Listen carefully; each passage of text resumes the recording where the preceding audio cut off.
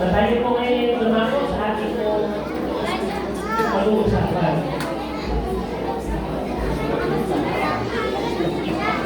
Medyo nahihinga ng konti, no?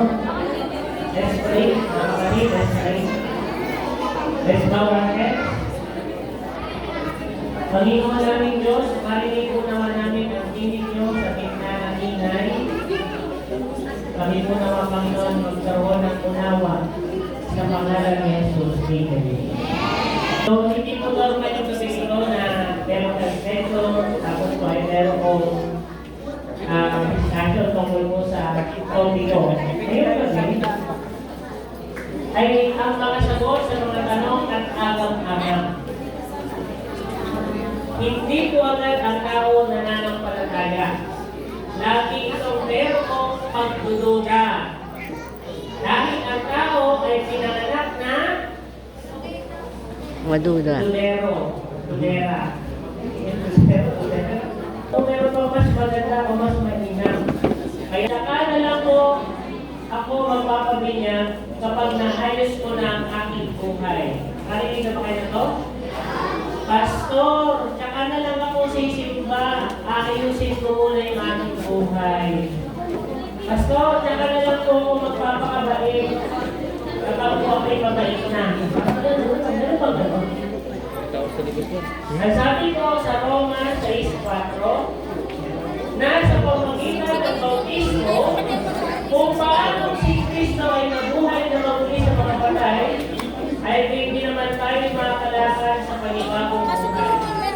Hindi tayo makakalakad sa panibagong buhay na maliban na tayo po ay bautismuhan ang ating Panginoon.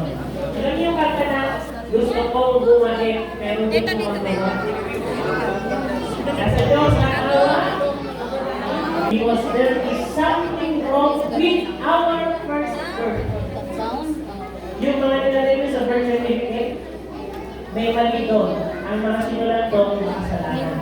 Pero yung pinirmahan nyo, na baptismal questionnaire, tinatama ang inyong spiritual life. Kaya sa mga hindi pa nag-pick up, kung gusto nyo nang walaman ng buhay, magsulat na kayo para sa bautismo.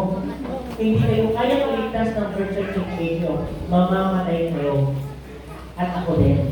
Pero pag nag-pick up kayo sa bautismo, meron kayong buhay na walang hanggan.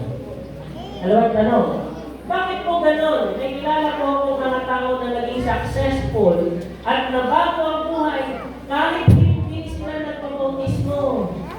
Okay? Merong successful na drug lord. Mark 8:36. Sabi ni Kristo, sapagkat ano ang mapapakinabang ng tao na makamtan ang buong sanlibutan at mapahamak ang kanyang buhay? Maaaring maging successful ka, napakalaki ng bahay mo, napakaganda ng sasakyan mo, graduate lahat ng anak mo sa mataas na antas ng pag-aaral. Pero wala kang Kristo. Pwede yun. At mamamatay ka at mabubulok ang iyong bangkay.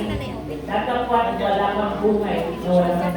Hindi ibig sabihin sumakundaw ka, may buhay na wala kang ganda na. Hindi ibig sabihin punong-puno ang pera mo sa bangko. Hindi ibig sabihin ligas ka na. Hindi ibig sabihin sikat ka, ligas ka na. Hindi ibig sabihin successful ka, ligas ka na. Walang kaligtasan sa pera, sa kasikatan, katanyadan, edukasyon, o ano sa katapos mo sa iyong buhay. No! Sabi ng Bible, mapapahamak naman ang ito sa lupa. Kung baso dito. Kung may ang tubig, pag naglakad kayo ng mabilis, matatapon hindi. Tapon. Ganun ang buhay ng tao. Kapag pinuno mo ng mga bagay ng sanlibutan, mas mabagal ka, dapat maglakad. Mas mahirap makarating.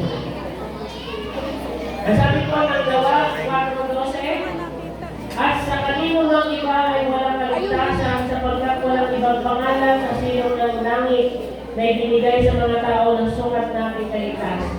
Walang ibang makapagligtas sa atin maliban kay Kristo, kay Jesus Christ. Okay?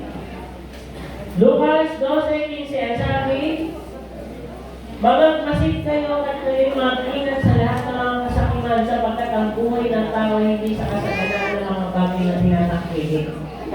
Okay? Pero hindi mo sinasabi na pag ito'y sikat, hindi ka na maligtas. Kapag kayo mayaman, hindi ka na maligtas. May naliligtas na mayaman at nahirap. Ang dahilan lamang ng kanilang kaligtasan, walang iba kundi sa pangalan ni Kristo. Kaya maaari kang mamatay at mawalan ng gantimpala na mahirap o kaya ay mayaman. Wala sa angkas o estadya ng buhay.